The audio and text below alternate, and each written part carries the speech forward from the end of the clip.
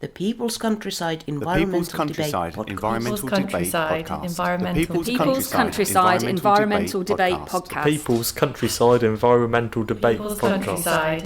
People's Countryside Environmental Debate Podcast.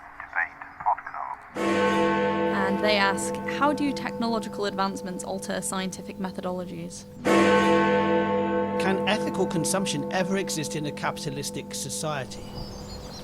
This is the People's Countryside Environmental Debate Podcast. A slight break with our usual format. We got two people in the listener's chair. If you heard the last episode, it's the same people in this. They're not sharing a big chair. They got chairs each. But I'm Stuart, the Wildman Mabbutt. He is. I'm William Mankelow. You think we're not sitting on the same chair, but are you really sure about that? So who are in our listener's chair then? I'll let them introduce themselves. To my left, we have Alex Kauffmann. And to my right, we have Suzi Darrington. Now that's all they're going to say. Now that's the whole contribution to the podcast. Alex, you're at university. Yes, I am. I just finished my first year. Where and what? At University of Creative Arts in Farnham, doing digital art. Suzi Darrington's with us in the other listener's chair. You were an intern with us a couple of summers ago. You've been in the listener's chair before. You've just finished. Yeah, I've just finished. I'm aimless now. That's why I'm here. Aimless. Well, yeah, thank you very much.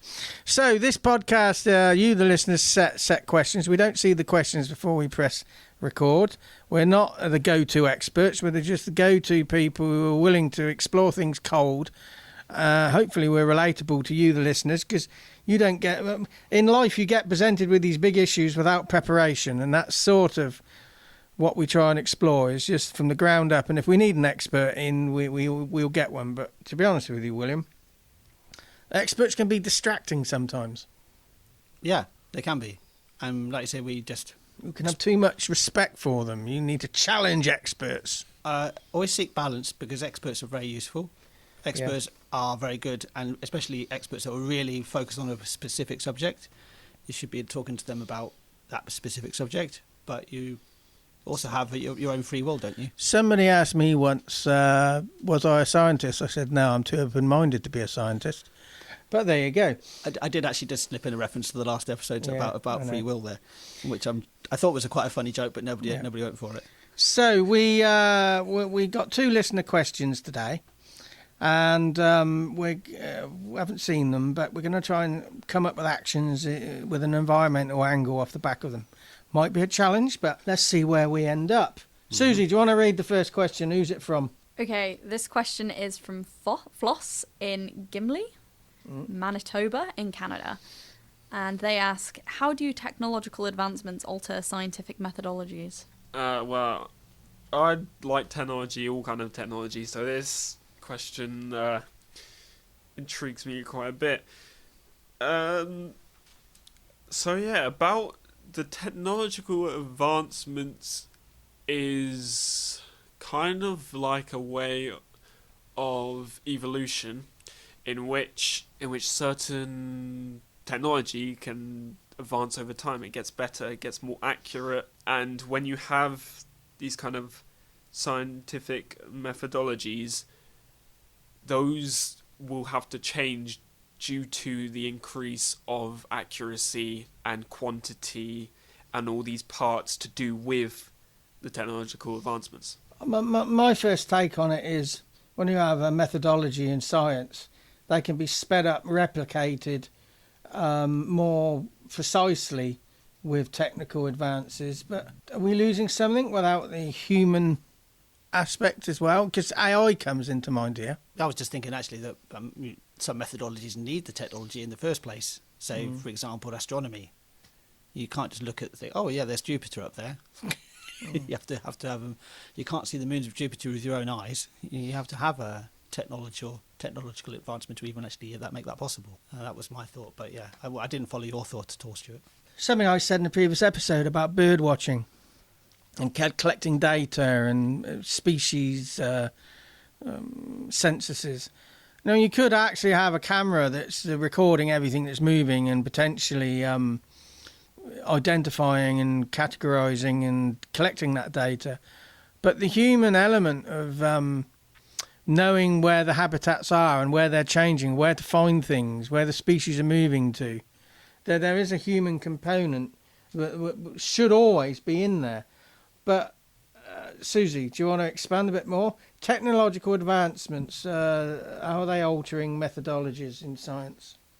Not a scientist, but I guess they must be. I guess they're using AI in really cool ways in science, and really uncool ways in the arts.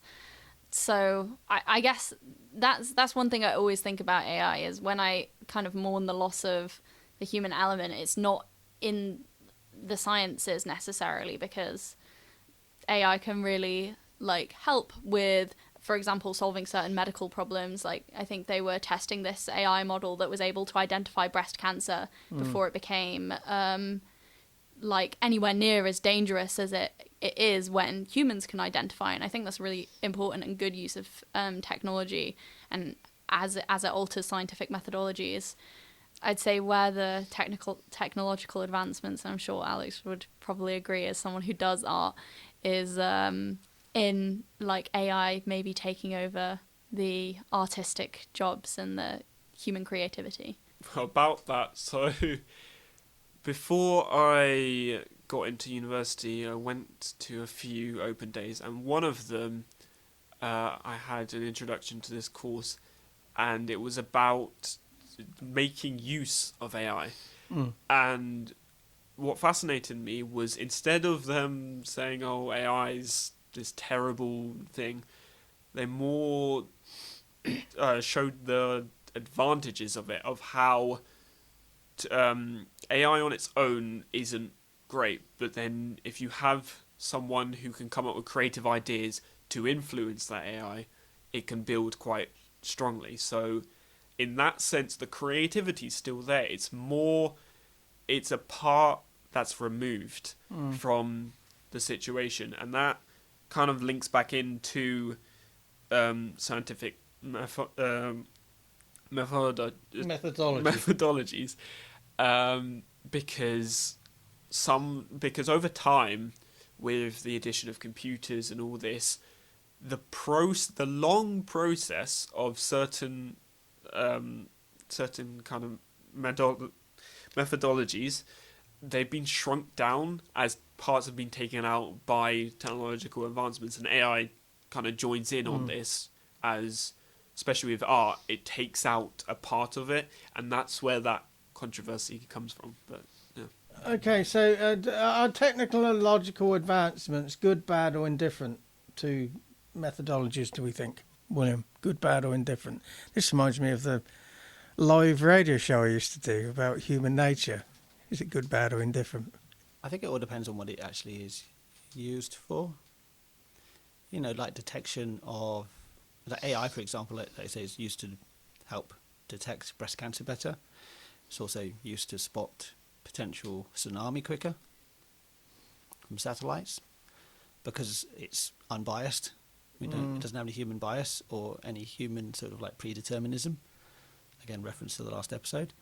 But it, yeah, I think it all comes down to how it's used. It's not just AI technology. No, but that's the sort of hot topic as far as technology is concerned, isn't it? But in your studies, Suzi, philosophy, and has technology changed that subject at all, or? I think so. I was listening to... Obviously, there is a philosophy of AI and philosophy of science, philosophy of maths. I didn't do any of it, but it's a kind of blossoming field at the moment. But also, I was sat in a restaurant the other day, and I was sat next to this family of 4, and there was this girl talking about... she studied philosophy and theology, and she was talking about AI and talking about how she doesn't want to use it because she thinks the whole point of philosophy is you're thinking through these things for yourselves. You're not asking ChatGPT to answer big questions for you, and it's going to spit out whatever comes up in Google, or mix it all together. So she was talking about how she really didn't want to use it, but she found herself being drawn to it because it was just such an easy way to complete her university work. And I think there's maybe potentially a loss to the actual the means rather than the end. So like the means of doing philosophy and the kind of process of thinking through things and coming up with ideas, counterexamples, things like that I think is really important to developing your own critical thinking.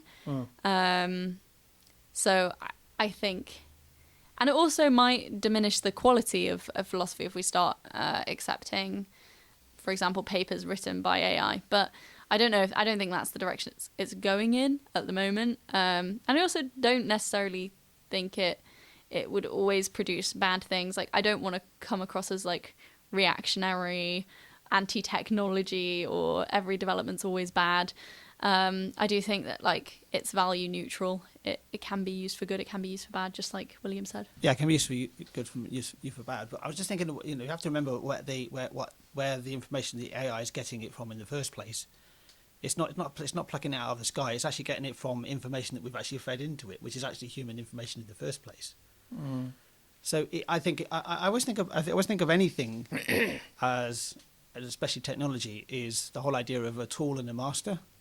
So a master is something that just leads you, whereas a tool is something that's just useful in your life. Whereas I think AI can be used as, you need to see it as a tool rather than a master. A lot of people don't have access, for example, to mentoring mentoring is a great example, or coaching, because they can't afford it. For example. So you can actually ask an AI model to act as a mentor. Act as this, and then ask me questions, and ask me questions as from a mentor position. And you can use that feedback yourself to better yourself.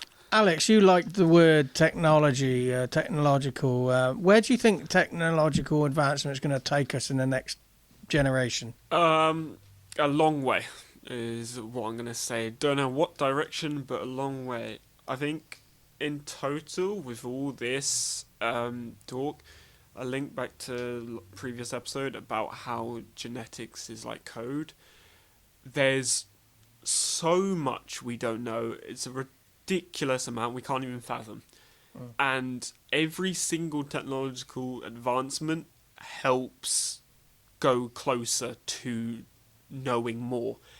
There was a YouTube video I watched a while ago about someone who could smell Asperger's disease, and it was incredible because it was unheard of at the time, but due to learning about her and all that, they managed to make machines that could do what she could do, because she was able to find out if someone had Asperger's way before anything else, and it was for multiple diseases as well. And so because of that, there was an advancement in technology, which then helped build these scientific methodologies. You're struggling with the word methodologies, aren't you? Yep. I agree with you there, because I actually knew a doctor, and he could smell if somebody had cancer before they even knew there was anything wrong with them. So he was a GP, and they'd come into his surgery. He'd smell it 2 years before and he'd send them off for checks. And nobody ever really got to the bottom of that, but he said there was a smell. And so absolutely fascinating. But that you didn't need technology for that. You just needed the human nose. But technology can be adapted to replicate it. And also just thinking about how technology might even be... We're thinking about sort of artificial technology. I kind of like to see our bodies as a version of technology. They are machines in so many ways. So how we actually understand how other animals exist and how what they have at their own disposal. Because I was thinking of how dogs are used in detecting certain illnesses as well, just purely through smell. Yeah. Any environmental actions we can draw from this?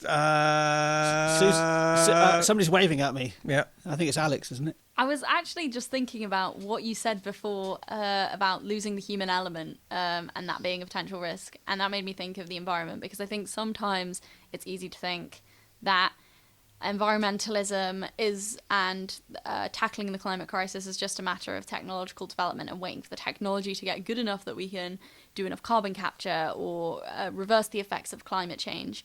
I think we have reason to rely on those scientific developments and how they might change methodologies and make it so that we can tackle the climate crisis in a more effective way. But I think it's important not to lose sight of the human element and the fact that the climate crisis is a social and political issue, and it's important to take kind of grassroots action and communitarian actions to tackle the climate crisis in our own way and exert influence, as you were saying, in the ways that we can.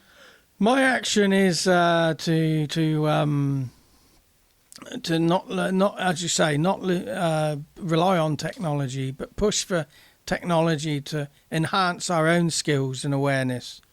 So our sense of smell or whatever when you're detecting things. So I think we need to frame technology around. Also frame it around the human condition, the human skills. When we're sat at home, we don't really have much influence on that, but we can talk about it. We can post on social media, whatever you want to do, just to keep the conversation going, that technology shouldn't be allowed to just run undirected. We need to direct it. Alex, your environmental action. Think of what the future could actually hold in terms of technology. Think more of ecofuturism, where we integrate the environment within technology, and how that is a high potential of what the future could hold for us. I don't have an action myself, but I think the next question, I've already pre-read the next question. Sorry, guys. Broken the rules. Yeah, because I think it kind of fits nicely into this conversation. So I'm going to go straight into the next question. If nobody else has got any points to make, if you want to, who's it from? The next question is from Paul in Queensland, Australia. First timer, not a first Australian. No. Remember, was it Rory? Rory in Darwin. Come back, Rory. Yeah, that was right up in the. We miss you. You can't get any further north because he was in Darwin, which is right up in the north of the Northern Territory. But the question here is, can ethical... I think you could get further north. You got Cairns and in that spike of Australia. There's not much north of it, is there? Yeah, no. You're being pedantic. No, I'm just being accurate. Go on. Anyway, everybody goes to John O'Groats when they go to the far north, but it isn't John O'Groats, it's further north than that. Get on your waffling. You're losing the audience. Paul in Queensland, Australia asks, can ethical consumption ever exist in a capitalistic society? We just... Are you okay with the word capitalistic, Alex? You're not going to stumble over that one, are you? Capitalistic. No, I'll get that, don't worry. I just think it's like the whole idea of technological advancements, because that's, consumption often is fueled by technological advancements because it's the next new shiny thing to buy that's really bad for the environment to build in the first place. Can capitalistic consumption ever exist? No, capitalistic ethical consumption ever exist in a capitalistic society? What is ethical consumption? Anybody want to explain what that is? I would say ethical consumption for me is just to stop buying crap and just buy the stuff you actually really need to exist in your life. Ethical consumption, Suzi, what is it? I guess if I was going to be really pedantic, it is which philosophers do, so sorry. If consumption is ethical, it would have to be good, not just neutral. But I think maybe when people criticize consumption under capitalism, the suggestion is that it's not only not ethically good, it's actually ethically bad because it relies on someone's exploitation. That said, there are obviously people who produce things outside of the system of owners and labourers. Like my mum's self-employed, but still the products that she's using to create her products are imported. So she's an artist. She makes and she does oil painting, and those paints are then created by other people. So I think, the question is suggesting that all the consumption that we have under capitalism is unethical because it relies on someone's exploitation. Is anybody outside the system? Aren't we all in the system? I think there are people that live in societies that aren't engaged in global capitalism. There are tribes around the world that are completely isolated. I was just thinking about exploitation as well. It's not just about exploitation of people, but exploitation of the very ground you walk on, the actual planet itself. I mean, can anybody really be ethical at all? Is that really actually really possible? What is Alex, what's ethics? I was going to say, what is exploitation? What's ethics? That's a very... I know. Was the way I'd put it is the way you'd view something as in terms of your morals. So something that you would morally view as good would be something that's ethically good, for example. In terms of this question, to the extent of my knowledge, I'd have to say no, but the idea of ethical consumption is one of those where it's like the idea of perfect. What is perfect? You're asking me. It's I'm having it as a throwing it out there. Throwing it out there, yeah. Exactly. So ethical consumption, Suzi, you said we shouldn't always assume that consumption is a bad thing. But is there if ethical consumption isn't the way forward for capitalism, does a new system have to replace capitalism, or does a new methodology have to work within capitalism? Well, I think there is more ethical consumption under capitalism, and there's less ethical consumption. I think if you're buying, for example, if you're buying factory farmed meat as opposed to meat from someone who keeps their cows or sheep in better conditions, they're farmed outside, they live for longer, things like that, you might say that that's more ethical, even if you might disagree or have a debate about whether it's ethical full stop. So I guess I would think everyone should aspire to consumption that is more ethical, for example, like avoiding fast fashion or not consuming as much, minimizing their consumption, buying things secondhand, exchanging within a community. For example, if you have you really want something, like you need a new light, and you have a friend that's giving something away or is going to donate something to charity, you can ask them if you can have their light. So things like that, engaging in kind of reduced consumption or marginally more ethical consumption is, I think, a really good thing overall. But yeah, I think aspiration to change to a less exploitative system, to seize the means of production, is also is a good political goal. And I don't know. What are the stepping stones to that change? No idea. I think Karl Marx said it would just happen eventually. I'm not actually sure if that's true. Is that a direct quote? Yeah, I think so. No, don't put that in, actually. I don't think that's true. Okay. But surely it's all about, I think Suzi's two examples there of, mass slaughter or a local slaughterhouse being more ethical. But we're just basically talking about, again, exploitation, aren't we? Really? But are we really willing to pay for those ethics as well? Because the reason why people go for the mass production stuff is because it's mass produced and it's affordable and cheap.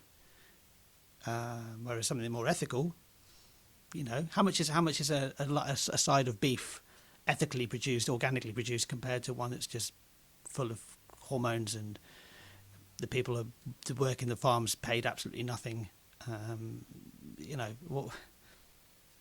don't know what the point of that really is. It's just like, yeah. I think that's what I go back to the whole thing of